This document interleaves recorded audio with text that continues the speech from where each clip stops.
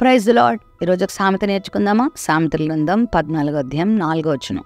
ఎద్దులు లేని చోట గాది యందు ధాన్యం ఉండదు, ఎద్దుల బలము చేత విస్తారము వచ్చుబడి కలుగును.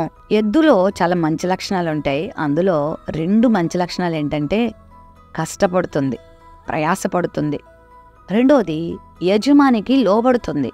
అంటే కష్టపడేవారు, విధేయత కలిగిన వారు దీవించబడతారు, ఆశీర్వదించబడతారు అని దీని అర్థం. ఎద్దులు లేకపోతే గాది యందు ధాన్యం ఉండదంట. అంటే సోమరిపోతులుగా జీవిస్తే, అవిధేయులుగా జీవిస్తే ఆశీర్వాదం ఉండదు.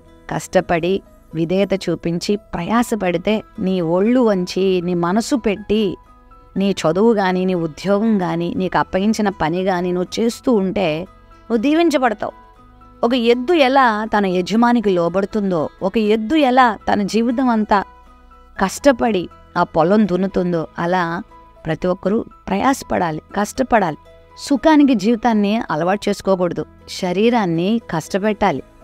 దాని అర్థం ఏంటంటే అప్పగించిన పనిలో నమ్మకంగా ప్రయాసపడాలి. తినడం, నిద్రపోవడం, ఇష్టానుసారంగా తిరగడం, కాలయాపన చేస్తూ సమయాన్ని దుర్వినియోగం చేసుకుంటే నీ గాదిలో ధాన్యం ఎలా ఉంటుంది? నువ్వెలా ఆశీర్వదించబడతావు? నువ్వెలా దీవించబడతావు? ఆ అభివృద్ధి చెందుతున్న వారిని చూసి నువ్వు ద్వేషించి ఈర్ష్యపడే కంటే నువ్వు కష్టపడడం నేర్చుకో, విధేయుడిగా ఉండడం నేర్చుకో. ఎద్దుల బలము చేత విస్తారమైన వచ్చుబడి కలుగుతుందంట. అంటే దేవునికి ఇచ్చిన బలం చేత, దేవునికి ఇచ్చిన సమయం, దేవునికి ఇచ్చిన జ్ఞానం, తలాంతులు వాడుకుంటే, వాటిని చక్కగా నువ్వు వినియోగిస్తే, అభ్యాసం చేస్తే, ప్రయాసపడితే, కష్టపడితే నువ్వు కూడా అన్ని విషయాల్లో వర్ధిల్తావు.